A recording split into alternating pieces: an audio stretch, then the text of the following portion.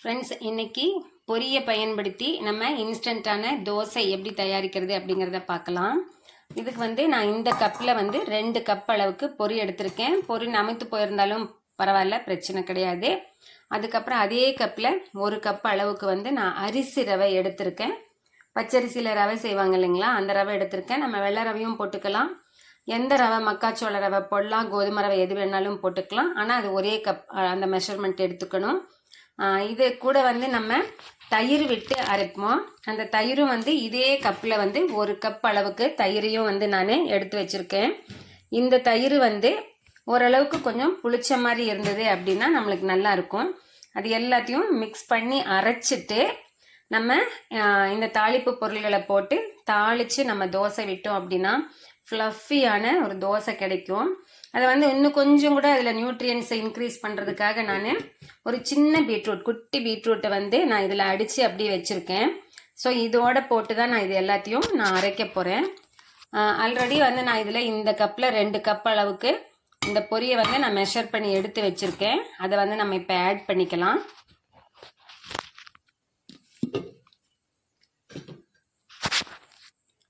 பொரியை நம்ம கல்லெல்லாம் இல்லாமல் க்ளீன் பண்ணி எடுத்துக்கணும்.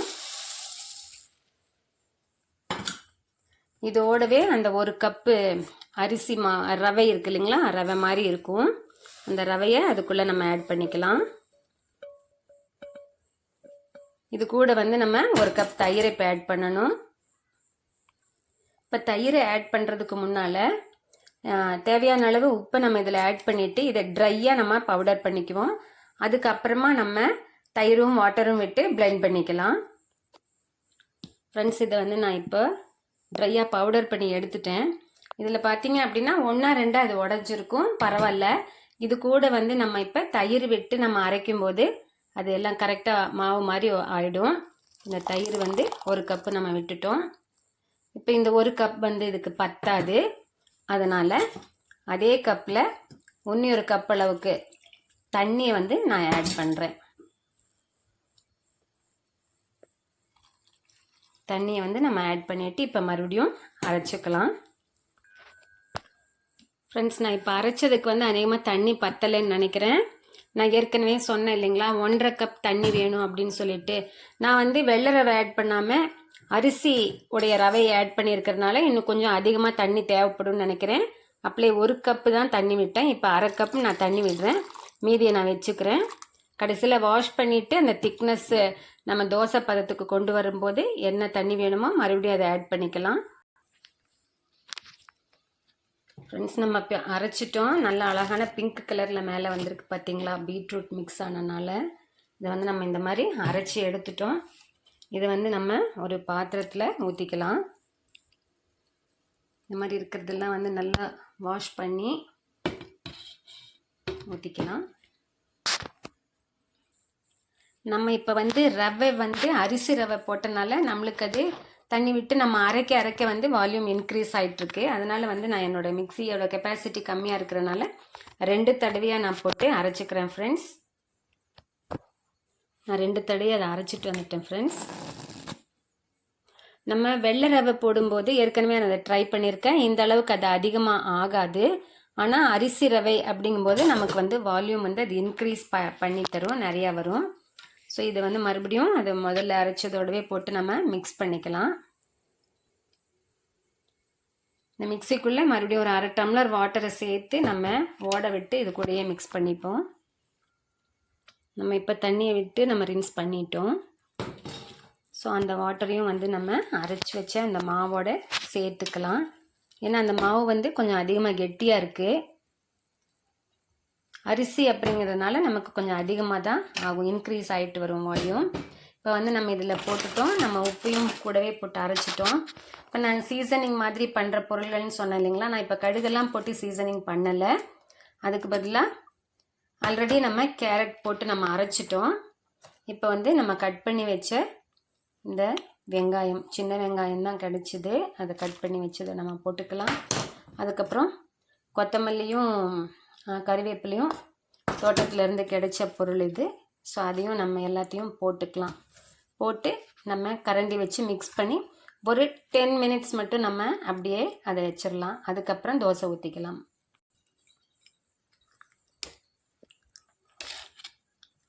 ஃப்ரெண்ட்ஸ், இதில் இட்லி ஊற்றினாலுமே வரும். நான் நெக்ஸ்ட் டைம் வந்து உங்களுக்கு இட்லி ட்ரை பண்ணி காமிக்கிறேன்.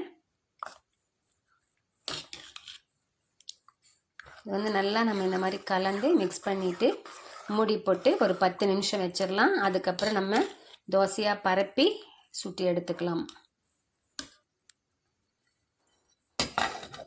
ஒரு 10 மினிட்ஸ் கழித்து வந்து நம்ம ப்ரிப்பரேஷனை கண்டினியூ பண்ணலாம் ஃப்ரெண்ட்ஸ். 10 மினிட்ஸ் ஆகிடுச்சு. எப்படி இருக்குன்னு பார்ப்போம். ஓரளவுக்கு கொஞ்சம் நல்லா செட்டான மாதிரி இருக்குது பார்த்தீங்களா. மாவு வந்து இட்லி மாவு பதத்தில் இருக்கிறனால மாவும் கொஞ்சம் அதிகமாக இப்போ நம்மக்கிட்ட இருக்கிறனால நம்ம இட்லியுமே ஒரு தட்டு ஊற்றி பார்த்துருவோம். இப்போ இது வந்து நம்ம அரிசியோட ரவை போட்டால் மட்டும்தான் நம்மளுக்கு இந்த மாதிரி இவ்வளோ இன்க்ரீஸ் ஆகும். மற்ற ரவைகளில் இவ்வளோ இன்க்ரீஸ் ஆகாது. நான் வந்து இட்லி தட்டையும் ரெடி பண்ணி வச்சுருக்கேன். இப்போ அதுலேயும் ஊற்றி நம்ம இட்லியும் செய்து பார்த்துருவோம். அழகான பிங்க் கலர் இட்லி வந்து நம்ம இப்போ ஊற்றியாச்சு. ஃப்ரெண்ட்ஸ், நான் வந்து இப்போ கண்டெய்னர் வீட்டில் இருக்கேன் இல்லைங்களா, அதனால் எனக்கு லைட்டிங் வந்து இப்போ கிச்சனில் வந்து கரெக்டாக என்னால் ஃபோக்கஸ் பண்ண முடியல. சாரி. நான் அடுத்த வீடியோக்கு அதெல்லாம் கரெக்ட் பண்ணிக்கிறேன்.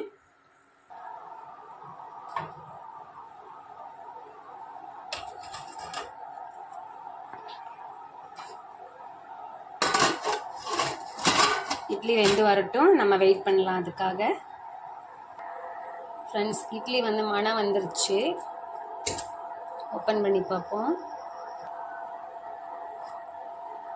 பாருங்களேன், இவ்வளோ அழகான ஃப்ளஃபியான இட்லி வந்துருக்கு. அழகாக பிங்க் கலரான இட்லி.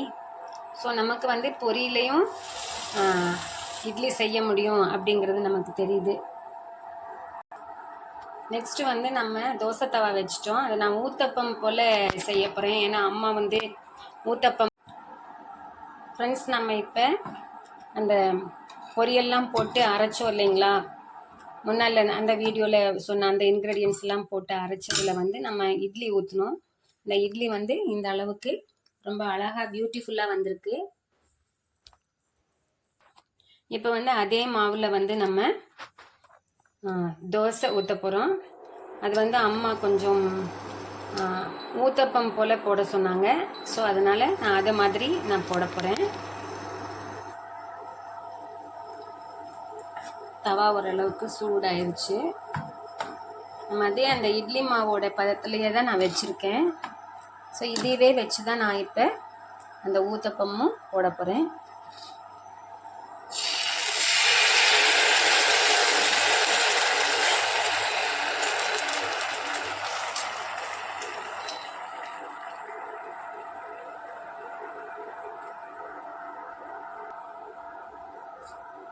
நம்ம மூடி வச்சுருவோம். ஏற்கனவே வந்து தவால ஆயில் இருக்குது, அதனால் நான் எக்ஸ்ட்ரா ஆயில் கொடுக்கல.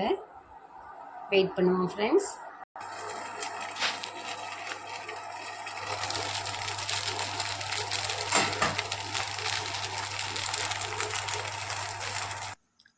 ஸோ ஃப்ரெண்ட்ஸ், ஊத்தப்பமும் ரெடி, இட்லியும் ரெடி.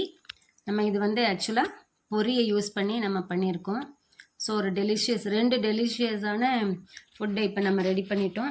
இதுக்கு தொட்டுக்கிறதுக்கு வந்து என்னுடைய ஃபேவரேட்டான மோர் குழம்பு இருக்குது. இதை வச்சு தான் இப்போ நாங்கள் எங்கள் ஃபேமிலியில் சாப்பிட போகிறோம். ஃப்ரெண்ட்ஸ், நீங்களும் ட்ரை பண்ணி பாருங்கள். பொரி நமத்து போனதை வேஸ்ட் ஆக்காமல் பொருள்களை செய்யுங்க. செஞ்சு சாப்பிட்டுட்டு எனக்கு கமெண்ட் பண்ணுங்கள். See you friends. Bye bye. Best wishes.